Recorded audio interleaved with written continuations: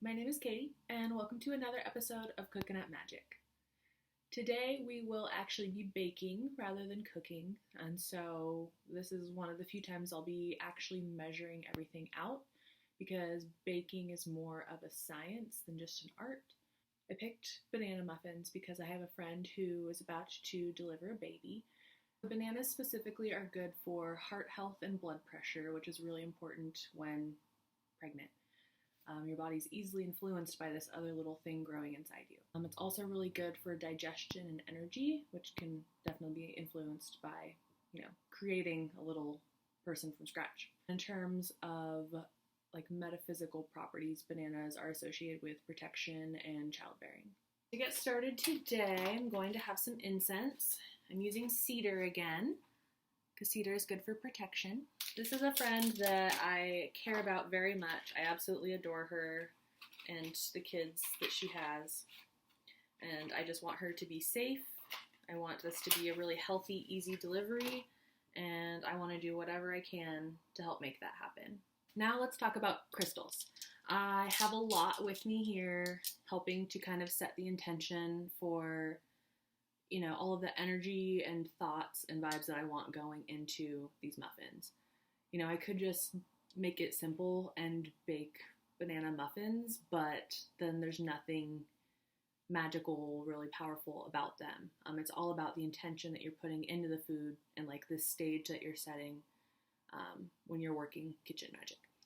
So the first one is Obsidian.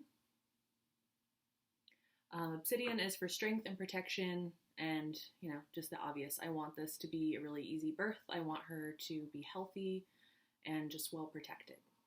And then amethyst. Amethyst is for soothing anxiety. It can also help with pain relief and purification. So hopefully after she has this baby, her body can kind of go back to normal because she was really healthy before and I want her to stay healthy. Lapis lazuli is beautiful. It's one of my favorites to look at. As far as the properties of it, it's good for stress relief and physical pain in the body. Malachite is known as the midwife's stone. Malachite is good for an easy delivery and just keeping everyone safe. Moss agate is really similar to malachite in the properties that are relevant for birth. It's another stone that some midwives use just to ensure an easy birth, and moss agate is also the stone of new beginnings and fresh starts, and so I also want to put that intention into this thing because there's a new human coming out into the world. We want to give them a good start. And then moonstone is one of my favorite crystals. Moonstone is all about girl power, the feminine energy, and it's really good for anything related to the endocrine system, reproductive health, anything like that. And so those are all the crystals that we're gonna be working with today.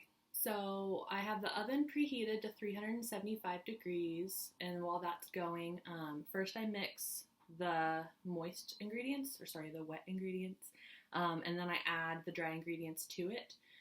Because I found that makes the best consistency and it's the easiest to mix. So for the bananas, if you have not really made banana bread before or no one has explained it to you, the more disgusting the bananas are, the better the banana bread will be.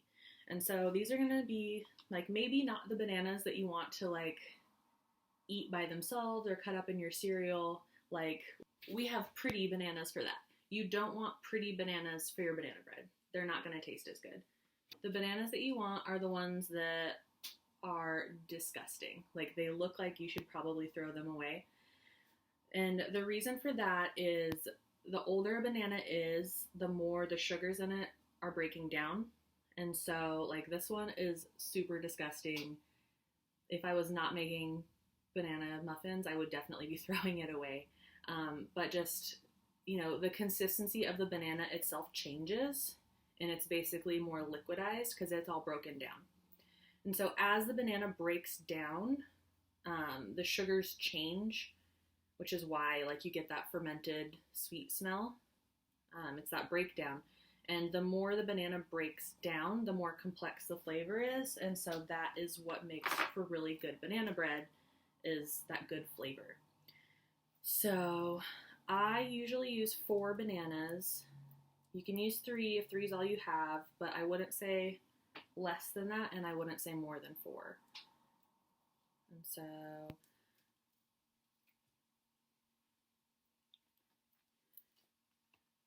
you take them out of the skins, and I kind of break them up a little bit while I'm getting them in the bowl.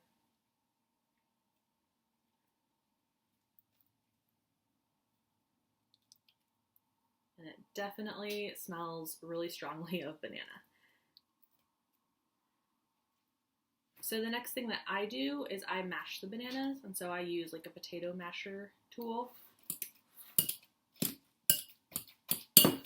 If you want to have chunks of banana, then don't mash it up really fine, but I like it to be pretty smooth, so I mash it really well. Okay, melted butter.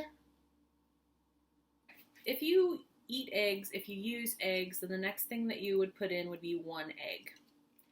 I don't use egg, and so instead I use applesauce. I found that these little pre-packaged ones that you buy at the grocery store are exactly the right amount, and so I buy those specifically for baking. I use the unsweetened one. You can use like a vegan egg substitute, that's totally fine. I just prefer applesauce for baking because it can help add to the flavors and it keeps it a little bit more natural than some of the egg substitutes that are out there. That is all of the wet ingredients, and so we're going to start adding the dry stuff. 1 teaspoon of baking powder.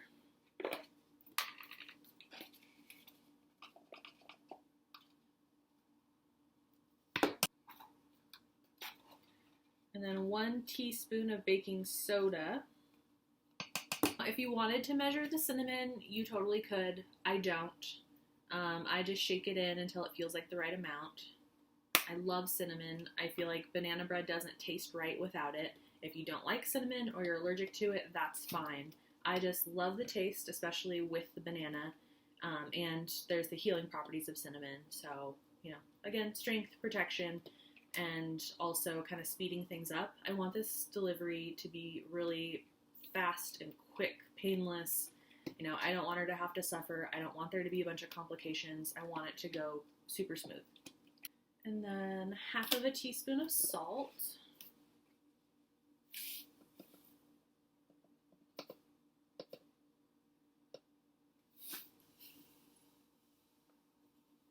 Three-fourths of a cup of white sugar. 1/4 of a cup of brown sugar. And then we need 1½ cups of flour. So you do not want to overmix this because any kind of bread, if overmixed, makes it tough. And you do not want tough, dry banana bread. It's gross. And so you want to make sure all the dry stuff is mixed in, but don't overmix it any more than you have to. Okay, it is mixed. She is ready. She is cute. She's a little chunky. And then I use the baking cup liners.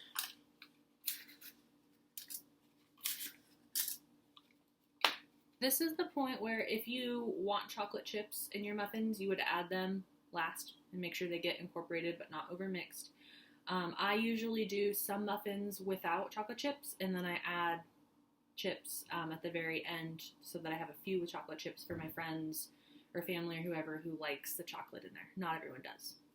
Okay, the muffin mix is portioned out into the cups, and I'm going to pop them in the oven. Each tray of muffins needs to be in the oven for at least 18 minutes, and that's usually when I take them out. But yeah, you're just waiting for them to turn that golden brown, beautiful color.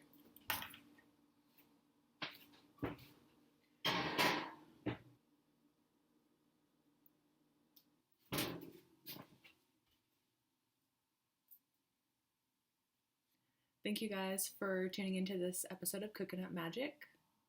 Feel free to comment and subscribe. Thanks.